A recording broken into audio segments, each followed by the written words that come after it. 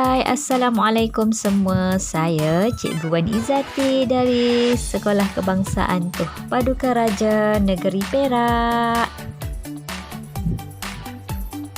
Okey, pendidikan seni visual tahun 2. Unit 3, saya juara. Kita akan buat arca stabile.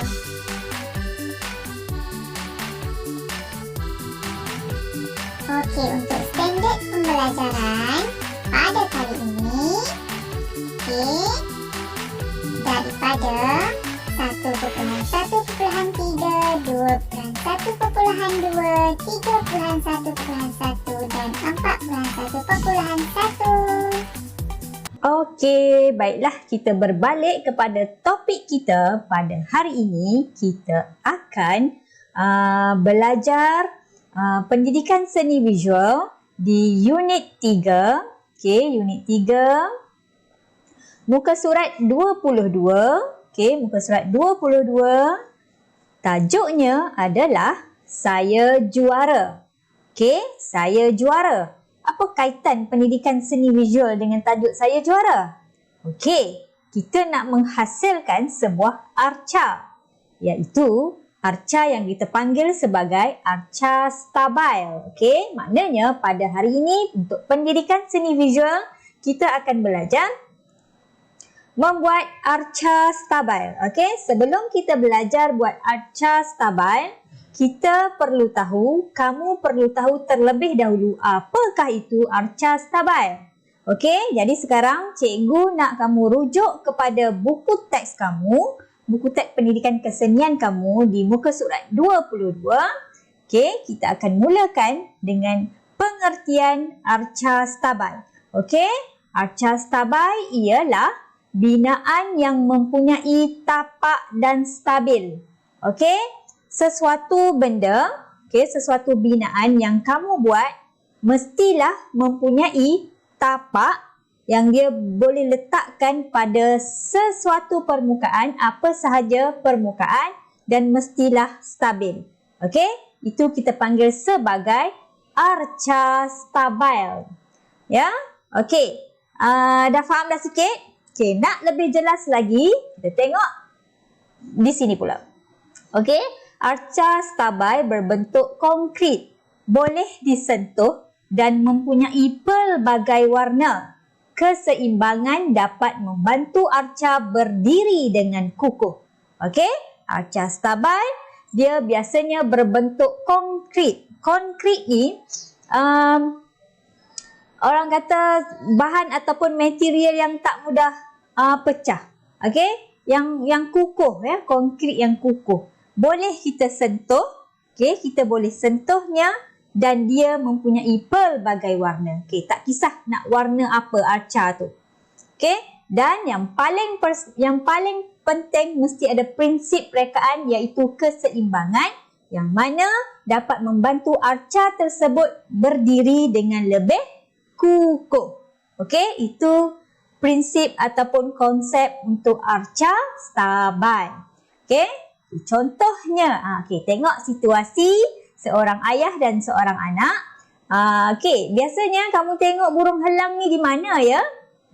Bagi sesiapa yang pernah pergi ke tempat ini, mesti tahu ini di mana.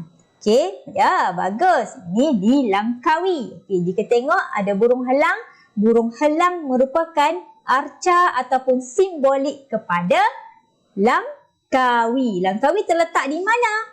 Langkawi terletak di negeri di negeri Kedah. Berbalik semula kepada cerita kita di sini. Budak ni kata, "Wah, besarnya helang itu." Ayahnya kata, "Itulah arca stabile." Nampak? Maknanya arca ni sesuatu sahaja tugu, tugu yang kamu nampak di mana-mana. Dia berdiri di atas sesuatu permukaan dan dia seimbang, dia kukuh. Dan lagi satu, dia mesti konkret, berbentuk konkret, boleh kita sentuh dan pelbagai warna. Itu konsep arca Stabil. Okey, jelas dah di situ? Okey, sekarang kita pergi ke sebelah. Kita pergi ke sebelah. Dia tanya kamu, okey, muka surat 23. Bolehkah kamu membuat binaan arca seperti di bawah? Antara bahan yang boleh digunakan ialah cardboard, kotak, cawan kertas dan lain-lain. Okey, maknanya hari ini kita nak buat salah satu daripada arca seperti contoh yang ada di dalam buku teks kamu ini. Nak buat yang mana satu? Kita tengok ya sekejap lagi. Okay, sekarang ini adalah alat bahan yang perlu kamu sediakan untuk kamu menghasilkan arca ya. Okey, ni ada cardboard, ini ada kotak, yang ini ada untuk hiasan. Okey? Masa terhasillah apa kita panggil ni? Arca. Okey? Yang kedua, mesti ada kotak, mesti ada cawan plastik, mesti ada hiasan juga ya. Tak ada pun tak apa. Boleh bina hiasan sendiri. Boleh buat hiasan dengan kaedah sendiri. Dengan bahan-bahan terbuang yang boleh digunakan. Ikut kreativiti kamu masing-masing. Dan akhirnya terhasillah sebuah piala. Dan ini yang ini juga kita panggil sebagai arca stabil. Iaitu piala.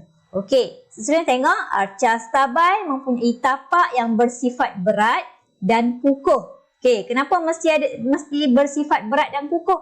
Sebab dia nak berdiri di sesuatu tempat. Bila kita tolak ke ataupun ditiup angin, dia tak akan jatuh. Ingat balik ya konsep arca stabil.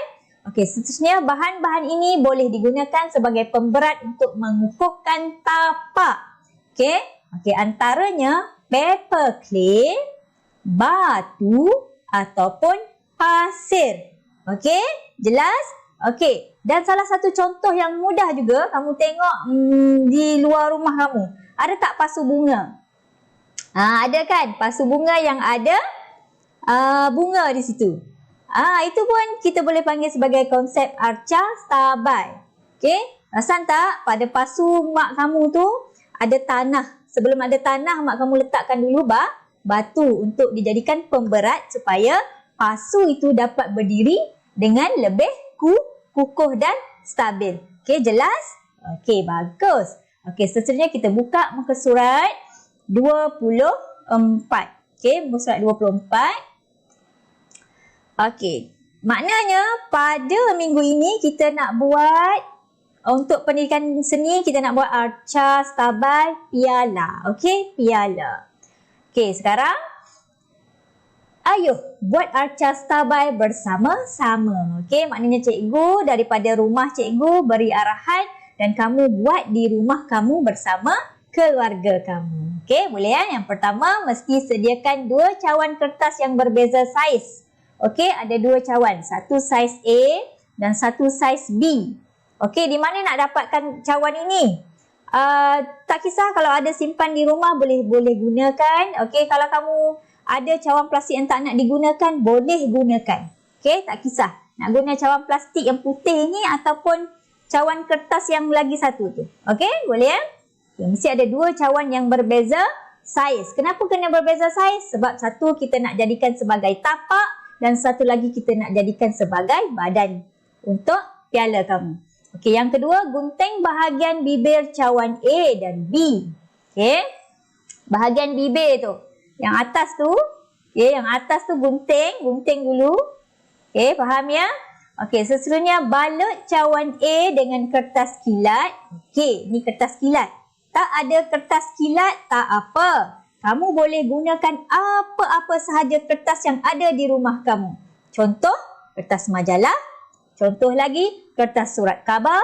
Ataupun kalau ada lebih-lebih kertas pembalut hadiah, boleh guna ya, tak ada masalah. Cikgu Zati tak syaratkan mesti gunakan kertas kilat, tidak. Apa-apa saja kertas. Okey, boleh? Okey, bagus. Okey, yang keempat, okey, selepas kamu balut kertas A tadi dengan kertas kilat, okey, buat kemasan pada mulut cawan A. Buat kemasan tu maknanya pada cawan tu nanti kamu gamkan elok-elok. Gamkan betul-betul. Okey? Boleh? Okey, dan akhirnya buat kemasan pada bahagian bawah cawan A. Okey, nampak dia buat kemasan dah di situ. Kemasan pada permukaan atas dia tu. Okey, kemaskan. Sorry. Okey, yang keempat, ulang langkah 3, 4 tadi untuk cawan B pula. Faham ya? Dengan menggunakan kertas warna lain ataupun kertas yang lain. Sebab kita nak adakan perbezaan ya. Tapak corak lain, warna lain, badan dia warna lain ataupun corak lain. Boleh faham ya? Okey, senang saja. Dan yang ketujuh, selepas itu gamkan kedua-dua bahagian bawah cawan. Maknanya cawan A tadi bawah bontot dia, okey sorry ya, bawah dia, bawah permukaan yang kamu letakkan atas meja kan, bawah dia tu kan, okey bawah, di bawah dia lah maknanya. Okey, untuk cawan A dengan cawan B kamu cantumkan. Boleh cantumkan dan hasilnya akan jadi seperti ini. Okey? Boleh nampak tak? Okey, senang saja. Okey, seterusnya. Okey, yang ke-8, okey, lilit dawai berbulu di antara kedua-dua cawan.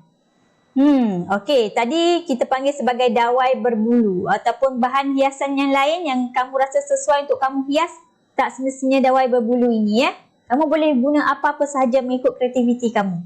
Okey, ini contoh sahaja, okey, ini contoh sahaja. Nombor 9, potong kad rupa bulat dan tampal dengan kertas kilat. Okey, tak kisah juga.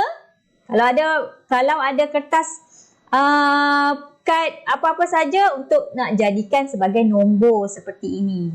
Okey?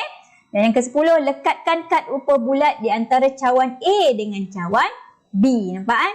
Dia nak letakkan nombor. Okey, nombor untuk piala tu.